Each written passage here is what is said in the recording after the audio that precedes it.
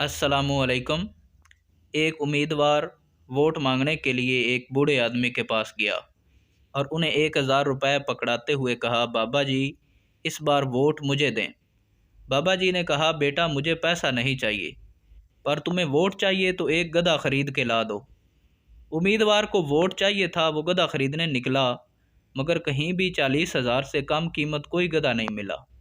تو واپس آ کر بابا جی سے بولا، مجھے مناسب قیمت پر کوئی گدھا نہیں ملا، گدھا کم سے کم 40,000 کا ہے، اس لیے آپ کو گدھا تو نہیں دے سکتا، پر 1000 دے سکتا ہوں۔